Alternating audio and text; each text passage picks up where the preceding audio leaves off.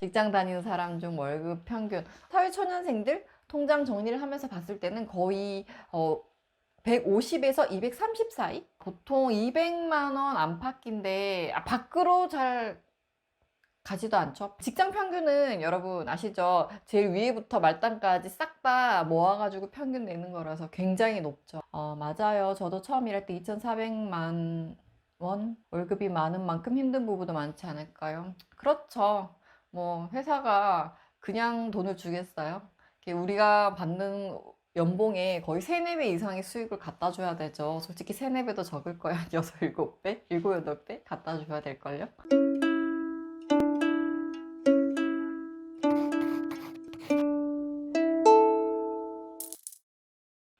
짜잔. 자, 오늘의 사연자입니다. 자, 소개를 해볼까요? 빠밤. 나이는 27세고요. 그리고 직업은 선임사회복지사 6호봉으로 지금 근무하고 계신 분이에요. 제 인생의 복지를 맡겨도 될까요? 자, 월급 공개. 짜잔. 자, 이분 실수령액이 250만 원이에요. 실수령액이에요, 여러분. 실수령액. 세금 다 떼고 나서 250만 원. 같고요. 그리고 명절 수당이 130만 원 정도 됩니다. 명절 수당은 떡값이죠. 추석이나 설날에 왜 돈 나오잖아요. 보너스라고 생각을 하시면 되죠. 명절 수당 대박이다. 수당이, 야, 근데 명절 수당은 여러분 두 번밖에 안 나오잖아요. 설이랑 추석이랑 그게 다예요, 여러분. 그리고 이분 뒤에 월급 내역서가 나오긴 하는데요. 고정 지출이 115만 원이에요. 자, 오늘의 사연입니다. 이분은 18년도부터 근무를 시작했지만 19년도 끝날 때까지 굉장히 쓰기 바빴다라고 하셨어요. 그래서 20년도부터는 이건 아니다 싶어서 급하게 적금도 더 넣고 그리고 소비도 줄여서 현재까지 왔다고 하셨어요. 현재 기준 실수령 연봉은 약 3,260만 원이라고 하셨고 퇴직금은 별도라고 하셨어요. 자, 근데 이분 2년 안에 결혼을 예정하고 계신데요. 그래서 나 정말 잘하고 있는 건지 결혼 후에도 필요한 소비만 하면서 열심히 돈을 모으고 싶다라는 사연을 보내주셨어요, 여러분. 자, 이분의 고민은 자, 현재 많은 저축과 소비가 이루어지고 있는 걸까요? 저축과 소비를 잘하고 있는지. 그리고 두 번째 고민은 미래 준비, 결혼, 집, 노후를 잘 준비하고 있는 건지도 궁금해요. 자, 고민 세 번째는 제가 잘못하고 있는 부분이 있다면 단호하게 알려주세요. 채찍질을 원하십니까? 자, 월급 여러분 보이세요? 보이세요? 잘 안 보이시죠? 제가 이렇게 담아놓고 이거 안 보인다고 하실 것 같아가지고 네, 왕따시만하게 가지고 왔습니다. 우린 이걸 보면 됩니다. 자, 이분 네, 실수령액이 250만 원, 월상이 130만 원 우리가 아까 많이 얘기했었죠. 자, 근데 이분 교통비가 네, 15만 원이에요.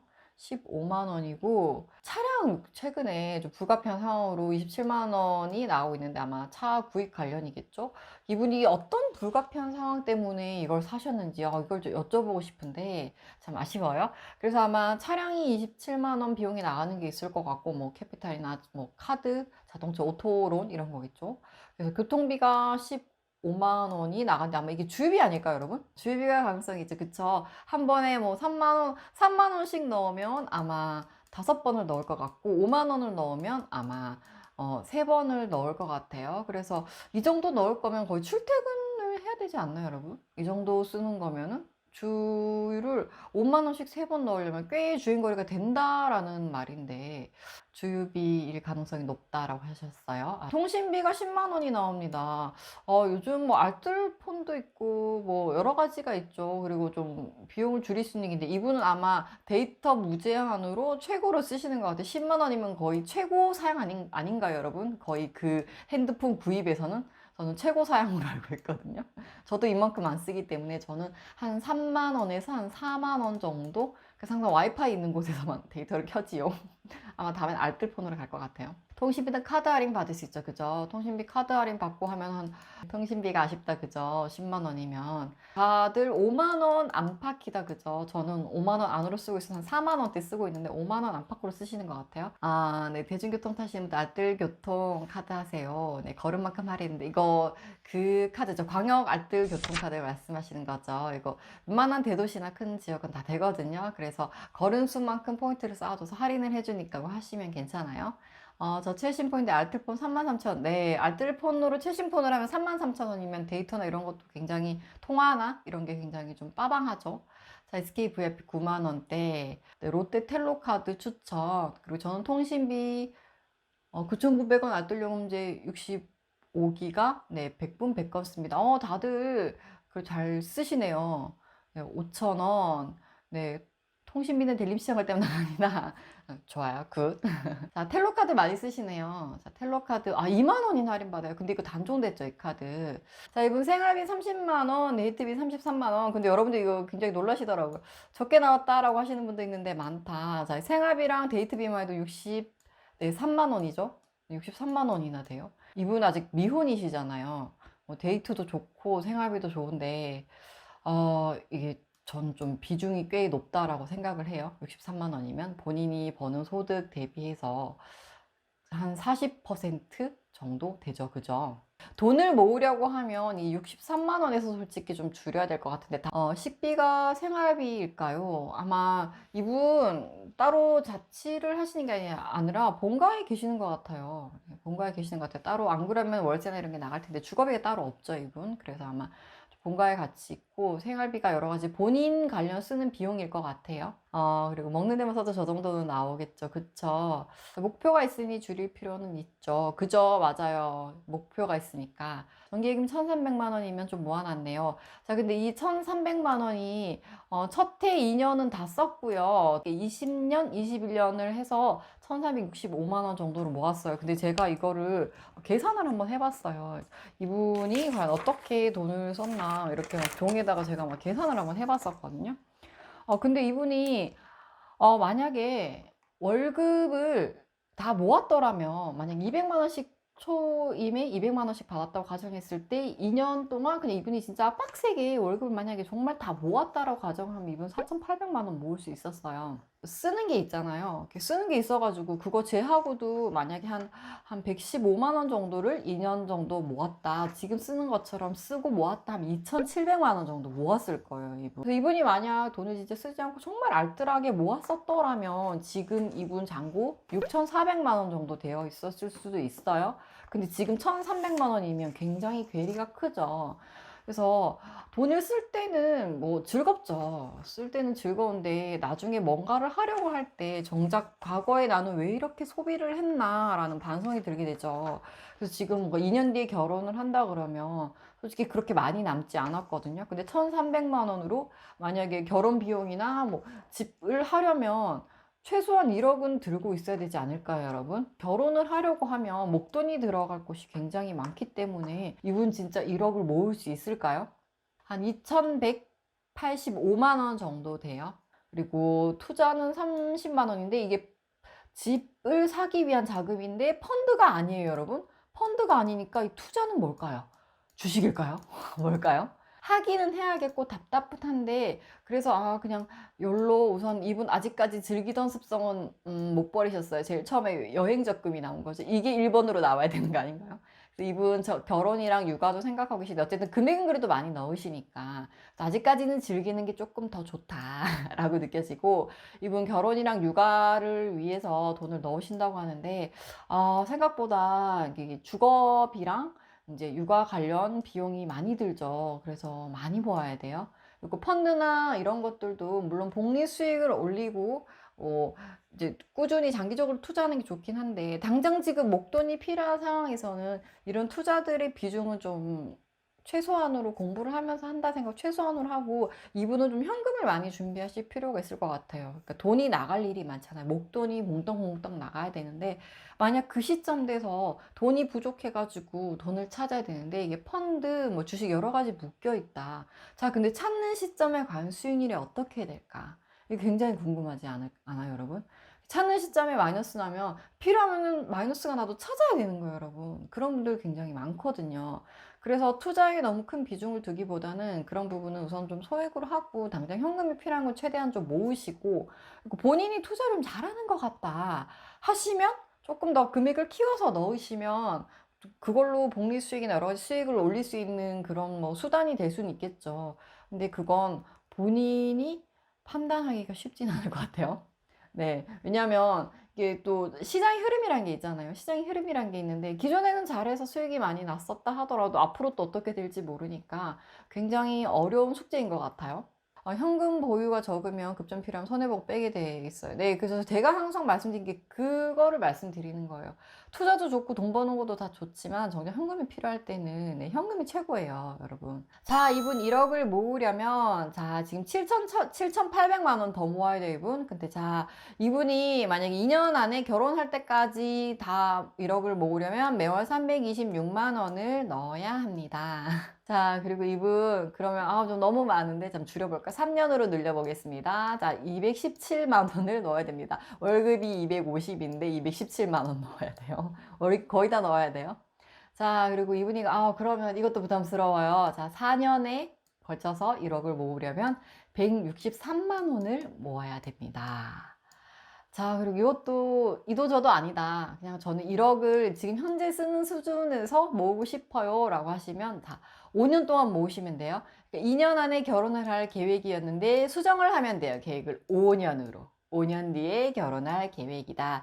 32살에 결혼을 하자. 이렇게 하면 지금 현재 123만 정도 넣고 있는데 이걸 7만 원 정도만 더 플러스를 하면 되겠죠? 그럼 통신비라든지 뭐 주유비라든지 생활비, 데이트비에서 7만 원 정도 줄여가지고 130만 원을 넣으면 5년 만에 다 넣을 수가 있어요. 자, 이분 정말 가능할까요, 여러분? 어떨까요? 돈을 모으는 방법은 덜 쓰거나 더 벌거나 둘 중에 하나예요. 덜 쓰거나 더 벌거나. 그러니까 덜 쓰고 하려면 시간을 조금 투자를 해야 되고 더 벌려면 시간을 확 줄일 수는 있지만 그만큼 또 투자, 쓰리잡을 해야 되는데 사회복지사 분이라면 아마 좀 겸직이나 이런 게 조금 제한이 있을 수는 있어요. 자, 저축은 다이어트라고 생각해요. 본인이 하고 싶은 거 하면서 돈을 모은다? 네, 진짜 힘들죠. 그쵸? 그래서 저는 돈을 모을 때 좀 스트레스 없이 즐겁게 모으셨으면 좋겠어요. 저 같은 경우에는 어떻게 했냐면, 저는, 한 3km 정도는 걸어 다녔던 것 같아요. 예, 3km 정도는, 3km 안쪽으로는 걸어 다니고, 제가 지금은 좀 안 그런데요. 예전에는 정말 걸음이 정말 빠르고, 약간 속보같이 굉장히 좀 빠르게 걷는 거를 제가 좋아해가지고 운동 삼아. 그래서 굉장히 많이 걸어 다녔고, 저는 걸을 때면 시간을 체크를 했어요. 그래서 내가 오늘은 이걸 원래는 25분 걸리던 거를 한 20분 만에 주파를 해보겠다. 그렇게 가고 나면 숨도 차고 땀도 좀 나고 이러거든요. 전시 같은 것도 무료로 하는 것도 많이 보러 다녔었고 생각보다 무료로 하는 강의, 무료로 하는 전시 이런 것들도 많거든요. 어차피 뭐 음료나 이런 것들 건강에 그렇게 썩 좋지는 않잖아요. 그래서 물 많이 마시고 뭐 그렇게 했던 것 같아요. 근데 저는 그게 되게 기억에 남아요. 그게 너무 정말 힘들고 궁상맞다 이런 게 아니라 그냥 저는 그때 굉장히 건강한 삶을 살았다라는 생각이 들거든요. 굉장히 즐겁고 본인을 건강하게 하고 돈도 모으는 굉장히 즐거운 하나의 챌린지가 될 수 있다라고 생각을 해요. 자, 오늘 사연 좋은 것 같아요. 재미로도 같이 생각하게 되는 것 같아요. 그죠? 다들 비슷한 고민을 하면서 살고 있어요. 자, 현재 맞는 저축과 소비가 이루어지고 있나요? 여러분 어떤 것 같아요? 이분 맞는 저축과 소비가 이루어지고 있었나요? 자, 이분 저축은 뭐 나름 한다고는 하고 있었지만 지금 본인이 생각하고 있는 앞에 그 인생 목표에서는 좀 많이 아쉬운 부분이 있죠. 자, 그래서 제가 이분 저축과 소비, 저는 이분을 봤을 때 좀 구체적인 목표가 없기 때문에 얼마를 모아야 되고 어떻게 모아야 되겠고 현금 자산을 어떻게 해야 되는지 이게 좀 없다라는 생각이 들었고요. 그리고 결혼, 집, 노후 잘 준비하고 있는 건지 궁금해요. 이것도 목표가 없어가지고 잘 준비한다기보단 그냥 해야 되는데 라는 생각으로 넣고 있는데 좀 본인이 딱 결혼엔 얼마를 써야 되고 집을 구하는 얼마를 써야 되고 노후 자금은 지금은 이렇게 좀 넣다가 좀 나중에 좀 자금이 어느 정도 조정이 되면 이거를 좀 어느 시기에 집중적으로 넣을지 아니면 꾸준히 아주 오랜 기간 동안 넣을 건지 이런 것들도 잘 계획을 세워야 될 것 같아요. 그래서 이 노후에 관련된 부분도 노후만 생각하면 적죠. 금액이 턱도 없이 적지만 그래도 일찍 시작한다는 작정과 그리고 노후 상품 같은 경우에는 요즘 펀드나 뭐 ETF에 투자를 할 수 있는 상품들도 있죠. 어차피 노후 자금 같은 게 지금 쓸 게 아니라 20년, 30년 뒤에 쓸 돈이기 때문에 오히려 장기로 장기적인 투자의 관점으로 생각을 해서 오히려 이런 상품들은 장기적으로 꾸준히 넣는 게 좋죠. 결혼의 집 같은 경우는 조금 더 현실적으로 현금 자산을 조금 더 비축하는 게 좋지 않을까. 그래서 저축률을 좀 올리면 좋지 않을까라는 생각이에요. 잘못하고 있는 부분은 또 우리 시청하시는 분들이 또 많이 얘기해 주셨고, 생활비라든지 데이트 비용이라든지 통신비라든지 소비하는 부분에서 좀 많이 아쉽다. 이 부분은 최대한 좀 줄이면 저축률을 최대한 끌어올릴 수 있을 것 같은데 라고 많이 얘기를 주셨어요. 그래서 자, 솔루션 한번 해볼까요? 자, 제가 생각하는 이분은 결혼 계획을 한번 직접 세워보시는 게 좋을 것 같아요. 그래서 이게 막연하게 결혼을 2년 안에 한다, 이 기간적인 계획이 아니고요. 자, 지금 여자친구 분과 둘이 앉아가지고 이제 신혼집을 한번 구해보는 거예요. 자, 요즘 네이버나 이런 거 검색하면은 뭐 전세, 그리고 매매가 다 나오죠. 그래서 나 여기 살고 싶어. 자, 집을 한번 골라봅니다. 자, 그 집의 매매가가 얼마인지, 전세가가 얼마인지, 월세가 얼마인지 한번 체크를 해보는 거예요. 여유가 되신다면, 네, 밖에 돈 쓰는 데이트보다는 네, 부동산 임장 데이트 추천드립니다. 부동산을 한 번도 거래를 해보지 않았기 때문에 부동산에 대한 지식이나 어떻게 굴러가는지 모르시잖아요. 그래서 정말 내가 당장 다음 달에 아니면 6개월 뒤에 결혼하는 신혼부부다라는 마음으로 한번 집을 보러 다니시는 거예요. 그래서 과연 부동산이 어떻게 굴러가는지 한번 감도 익히시고 그리고 현실도 한번 보시는 게 좋을 것 같아요. 그래서 이렇게 보고 나면은 지금 내가 가진 돈이 얼마나 내가 지금 가진 돈에서 얼마를 더 모아야 내가 이 집들을 살 수 있는지를 알게 됩니다. 그리고 내 현실을 딱 마주하게 돼요. 그래서 다니면서 조금 더 예산에 맞게 집을 고르는 눈도 키우시고요. 그리고 내가 좀 좋은 집에 살려면 얼마나 더 아끼고 어떻게 더 모아야 되는지 좀 여자친구분이랑 또 저축률을 높이는 방법에 대해서 고민을 할 수가 있을 거예요. 자, 그리고 예식 같은 경우에도 예식장도 막상 결혼을 해보신 분들은 아실 거예요. 예식장 비용도 꽤 들고 또 뭐 여행도 하고 이렇잖아요. 그래서 결혼 관련 비용이 많이 드니까 이런 부분도 예식을 진짜 하실 건지, 그리고 예식은 당사자들의 의견도 중요하지만 또 부모님과 관련된 부분이 많죠. 부조금을 받아야 된다거나. 그래서 그런 것들이 또 엮여 있어서 예식은 본인이 원하든 원하지 않든 또 해야 될 수도 있기 때문에 이런 부분 한번 체크를 해보시고, 자, 그리고 신혼여행도 어디로 갈 수 있는지, 그리고 간다면 어디가 가성비가 넘치는지, 아니면 우리가 가고 싶은 곳은 가려면 얼마가 든지 이런 것도 한번 계산을 해보시고, 그리고 결혼에 자녀 계획이 있으시다고 얘기를 하셨는데, 자, 임신과 출산, 자, 이거 얼마를 가지고 있어야 돼요, 여러분? 임신과 출산 하려면 보통, 자, 임신부터 출산해가지고 할 때까지 보통 1,000만 원 들고 시작해야 돼요.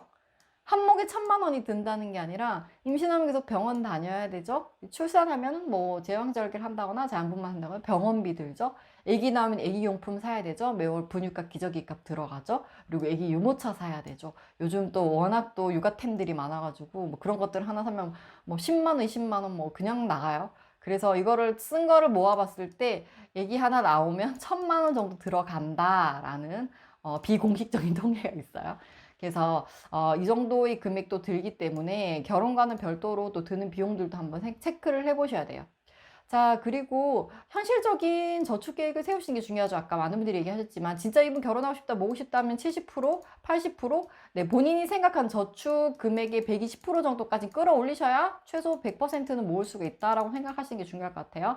자, 그래서 이게 좀 어렵다면 본인이 연간 아니면은 좀 본인이 얼마 1억이다 아니면 얼마 목표하는 금액이 있을 거 아니에요. 그 금액을 월 단위로 한번 쪼개보는 거예요. 월 단위로 쪼개보고 내가 일 단위로 매일 얼마를 모아야 되는지, 그래서 매일 소비를 매일매일 좀 점검하고 스스로 경각심을 가지고 아낄 수 있도록 그렇게 좀 내가 생각하는 목표 금액에서 잘게 잘게 쪼개서 일 단위 계획까지 한번 쪼개보시라 이렇게 말씀을 드리고 싶고, 자, 그리고 10만 원짜리 청약 통장 하나 만드셔야 돼요.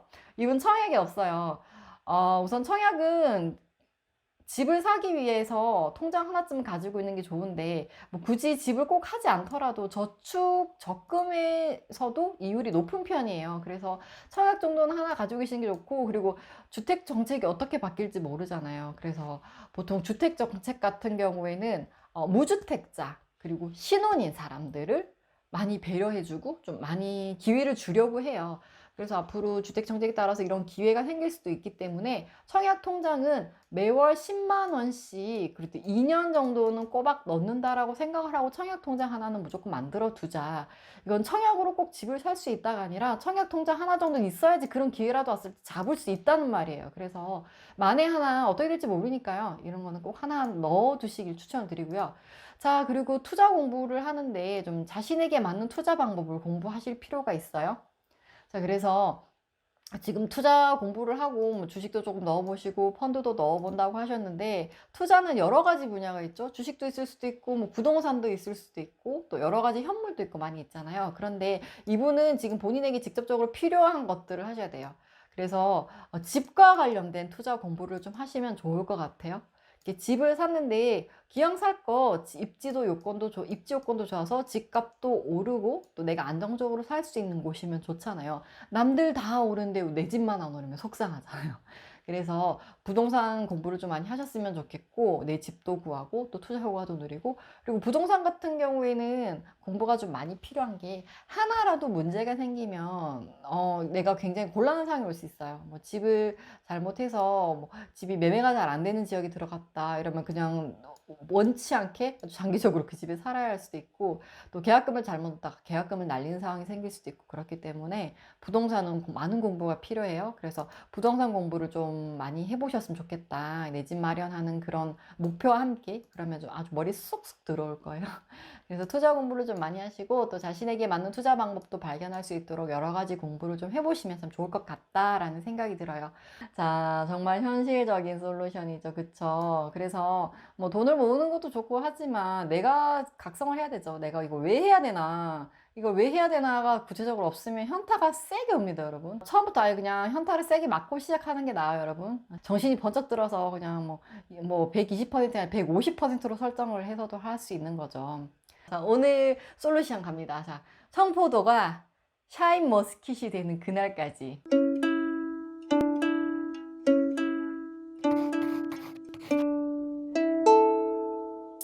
가계부 보내주셔도 되고요. 그리고 나 월급 전체적으로 좀 어떻게 관리를 해야 될지라고 생각하시면 지금처럼 월급이 들어오면 어떻게 쓰고 계시는지 월급 관련 또 지출 내역서 보내주셔도 될 것 같아요.